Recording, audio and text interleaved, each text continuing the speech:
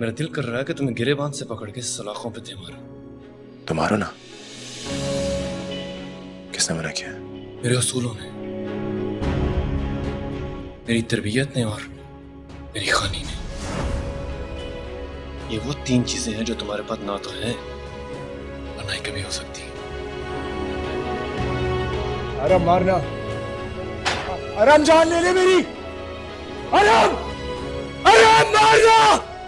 लगता है आपका एतमाद मीर शाह पर कम हो गया है। मीर शाह पर से एतमाद खत्म हो गया है।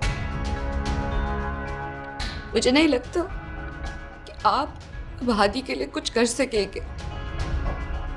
बस जज साहब, no cover-ups, no arguments, nothing to prove. मैं चाहता हूं आप मुझे कड़ी से कड़ी सजा दें। मुझे सजाए मौत है।